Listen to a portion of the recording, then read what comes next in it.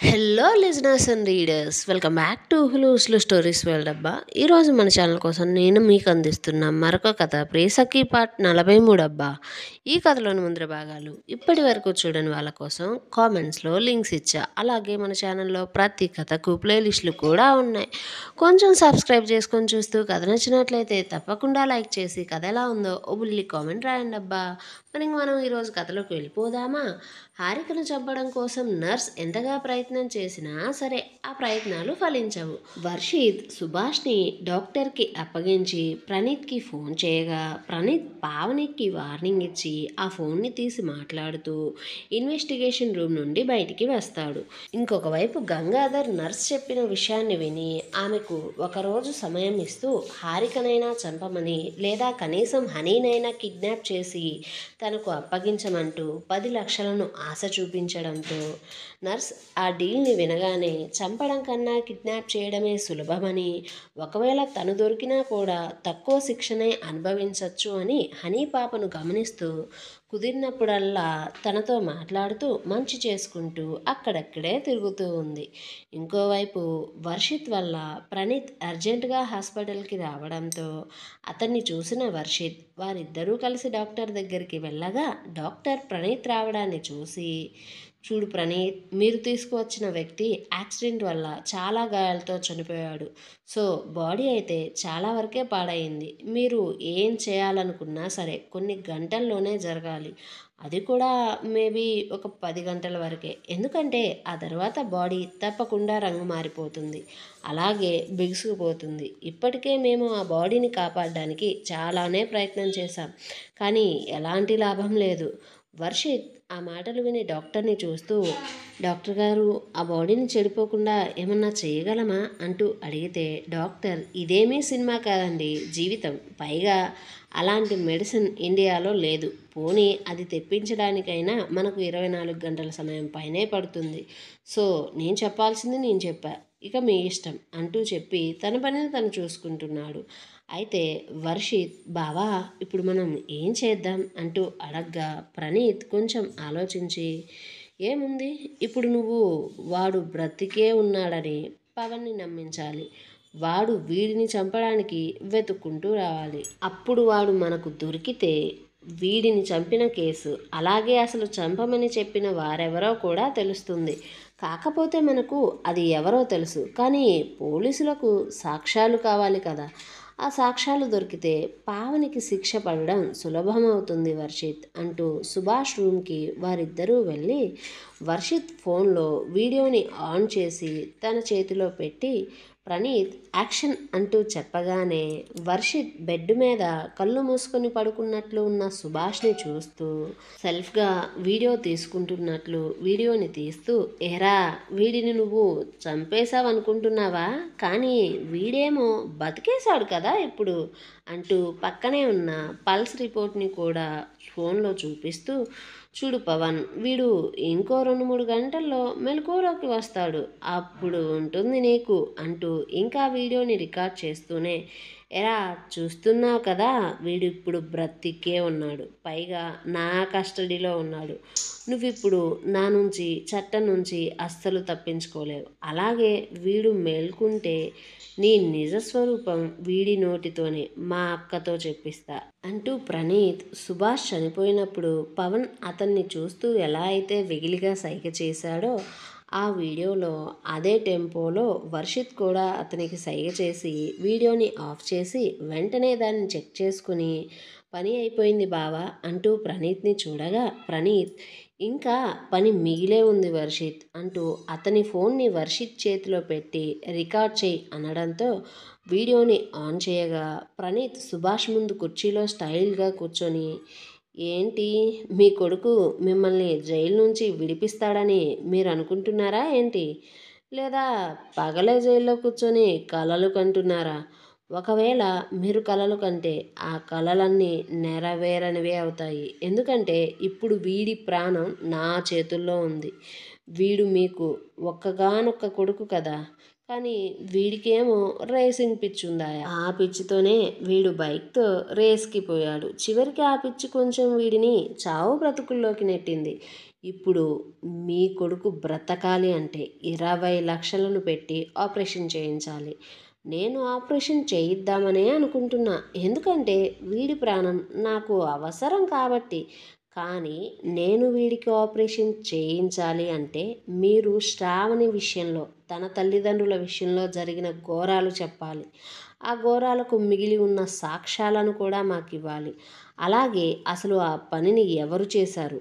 ఎందుకు చేశారు? అలాగే నీ కొడుకుతోనే ఎందుకు చేపించారో నాకు చెప్పాలి. ఒకవేళ మీరు కాదు, కుదరదు అంటే నేనేమి వీడిని చంపేస్తాను అంటూ మిమ్మల్ని బెదిరించను, బ్లాక్‌మెయిల్ చేయను.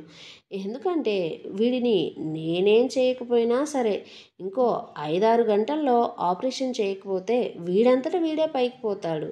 కాబట్టి ఆ పాపం నాకెందుకు చెప్పండి. ఇప్పుడు మీరు ఈ వీడియో చూడడం మొదలుపెట్టిన దగ్గర నుండి ముగిసిపోయేంత వరకు ఎంత సమయం అయితే పట్టిందో అంతే సమయం మీకు ఇస్తున్నా. నేను ఒక్క 5 నిమిషాల్లో మీ ముందు ఉన్న పోలీస్ ఆఫీసర్కి ఫోన్ చేస్తా. సో నా పోలీస్ మనుషులకు మీకు తెలిసిన విషయాలన్నీ చెప్పండి. లేదంటే మీ బిడ్డ బాధను ఇప్పుడు వీడియోలో చూపిస్తున్నాను కదా నేను.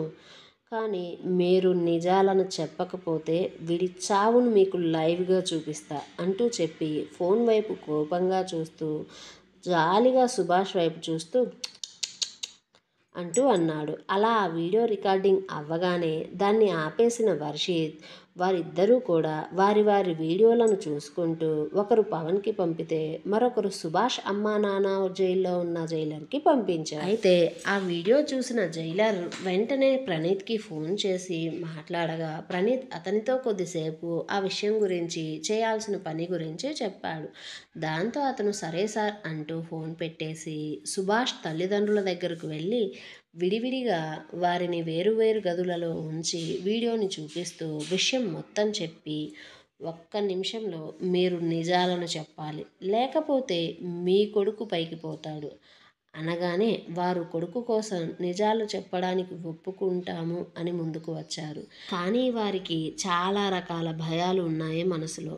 దాంతో వారు నిజం చెప్పకుండా నాంచుతూ ఉంటే పోలీసులు చూడండి త్వరగా నిజం చెప్పండి, అవతల మీ బిడ్డ చచ్చిపోతాడు అంటుంటే వారు మాత్రం మేమిప్పుడు నిజం చెప్పినా కూడా వాడికి శిక్ష పడుతుంది కదా, వాడు చేసిన పనికి ఉరిశిక్షే పడచ్చు అంటూ ఏడుస్తూ ఉంటే ఆ పోలీస్ తనకు ప్రణీత్ చెప్పిన విషయాన్ని గుర్తు చేసుకుంటూ చూడండి మీకు ఇప్పుడు నేను ఒక విషయం చెప్తా, మీరు దాన్ని ప్రశాంతంగా వినండి. మీ కొడుకుకు తగిలిన దెబ్బలేవి చిన్నవైతే కావు, పైగా 1కి 2 సార్లు ఆపరేషన్ చేయవలసిన పరిస్థితి కూడా ఉంది. ఎందుకంటే తనకు దెబ్బ తలకు తగిలింది. సో ఆపరేషన్ చేయించుకున్నా సరే అతను మామూలు మనిషి అవ్వడానికి 2 నుంచి 3 సంవత్సరాలు పడుతుంది. అప్పటిదాకా మీ కొడుకు జైలుకు పోకుండా స్పెషల్గా హాస్పిటల్లో ఉంటూ మా సర్వైలెన్స్లోనే ఉండేలా నేను చూసుకుంటా. ఎందుకంటే మీ కొడుకు చేసిన నేరాలకు ఇన్ని రోజుల నుంచి మీరు ఏమీ తెలియకుండా శిక్ష అనుభవిస్తున్నారు కాబట్టి నా తరపు నుంచి మీకు ఈ సాయం చేయగలను. ఈలోపు వాడి ఆరోగ్యం బాలేదంటూ మరింకేదన్నా రీజన్ చెప్పి మీరు కోర్టులో వాడికి బెయిల్ అప్లై చేయవచ్చు. అలాగే అతనికి బెయిల్ వచ్చే అవకాశాలు కూడా బాగానే ఉంటాయి. ఎందుకంటే వాడు కావాలని ఆ నేరాలు అయితే చేయలేదు కదా, వాడితో ఆ నేరాలను వేరే వారు చేయించారు కాబట్టి. సో నిజం చెప్పండి, లేకపోతే మీ కొడుకు మీ వల్లే చనిపోతాడు, ఆ తరువాత ఇక మీ ఇష్టం అనడంతో వాళ్ళిద్దరూ కూడా ఇక వారికి తెలిసిన నిజాలన్నీ చెప్పి ఆ నిజానికి సంబంధించిన సాక్ష్యాలను అలాగే కొన్ని సంఘటనలను వాటికి సంబంధించిన ఆధారాలను చెబుతూ ఆ సంఘటనలకు సంబంధించిన కొన్ని ఆడియోలను వీడియోలను వారి కొడుకు ఒక ఫోన్లో భద్రంగా దాచుకున్నాడు అంటూ ఆ ఫోన్ వారింట్లోనే ఉంది అంటూ చెప్తారు. దాంతో వారు చెప్పింది ప్రతిదీ కూడా ఆ పోలీస్ వీడియోని రికార్డ్ చేస్తూ దాన్ని ప్రణీత్కి పంపగా అసలు నిజం తెలుసుకున్న ప్రణీత్ గుండె పగిలిపోయింది. అలాగే అలాంటి ఘోరాలు జరగడానికి కారణం పావని అని తెలిసి కోపం కట్టలు తెంచుకుంటూ వస్తుంది ఆమె మీద. ఇంకోవైపు హనీ పాప కొద్దిసేపటికే ఆ నర్స్కి చాలా మచ్చికైపోయింది. అయితే ప్రియ కానీ వాణి కానీ ఆ విషయాన్ని పెద్దగా పట్టించుకోవడం లేదు. ఎందుకంటే ఆమె ప్రతి 20 నిమిషాలకు ఒకసారి హారికను చెక్ చేస్తూ అక్కడే ఉండడం వల్ల పాపతో మంచిగా ఆడుకుంటుంది అనుకుంటున్నారు.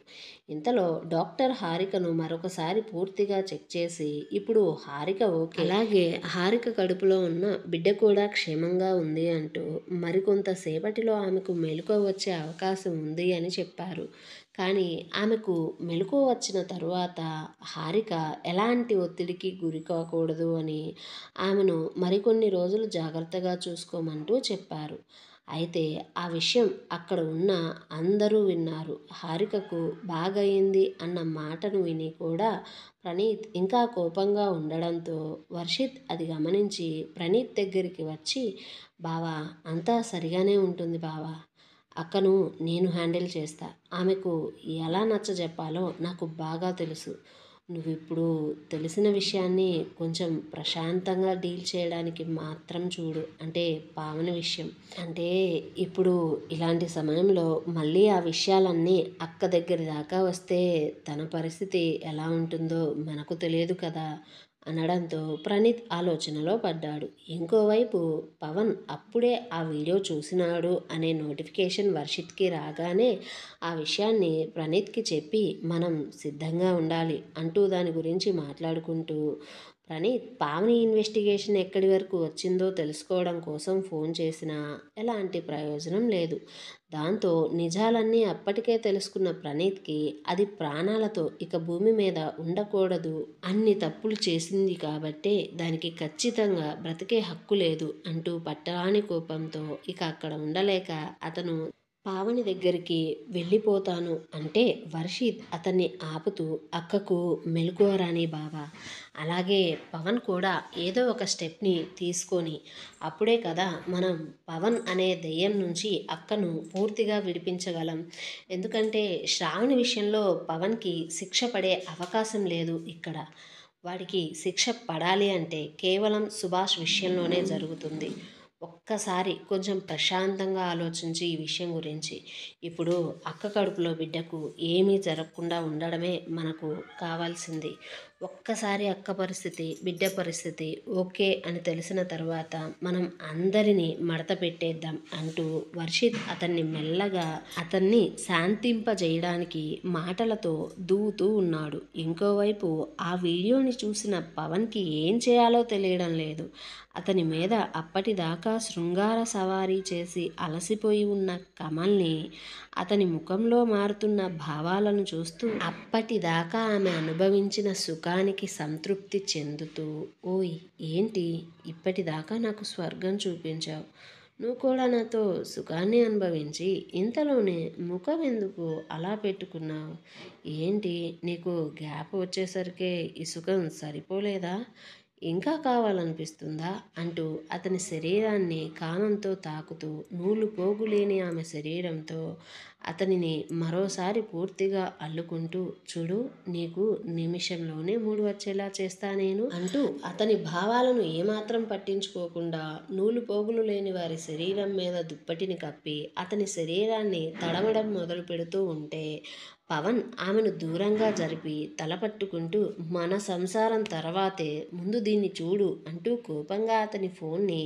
ఆమె చేతిలో పెడుతూ బట్టలు వేసుకుంటూ ఉంటే అది చూసిన కమల్ని కూడా తల పట్టుకుంటూ ఏంటా ఇలా జరిగింది అనుకుంటూ ఆమె చుట్టూ చూసుకుంటూ ఉండగా ఆమె బట్టలు తనకు దగ్గరలో ఉండకపోవడంతో బెడ్షీట్నే చుట్టుకుని మంచం దిగి అటూ ఇటూ తిరుగుతూ ఆలోచిస్తూ ఉంటే పవన్ కొద్దిసేపు ఆలోచించి, నేను గంగాధర్కి ఫోన్ చేసి విషయం చెప్తా అంటూ కంగారుగా ఫోన్ తీసుకోబోగా అతన్ని ఆపుతున్న కమల్ని, చూడు ఈ విషయంలో గంగాధర్ నీకు అసలు ఎలాంటి సహాయం చేయడు, పైగా ఈ విషయం చెబితే గంగాధర్ సుభాష్ని కాదు పైకి పంపించేసేది నిన్నే, వాడిని పైకి పంపించేయడానికి నిన్నెలా వాడుకున్నాడో నిన్ను పైకి పంపించేయడానికి ఇంకొక మనిషిని చూసుకుంటాడు, ఎందుకంటే వాడిని చంపే ప్రయత్నం చేసింది నువ్వే, అది కూడా వాళ్ళు చెప్పడం వల్లే చేశావు, సో ఇప్పుడు ఫోన్ చేసి విషయం నువ్వు వాళ్ళతో చెప్తే సుభాష్ విషయంలో నీతో ఎలా అయితే వాడిని చంపించి వాళ్ళ దారికి అడ్డు తొలగించుకోవాలని చూశారో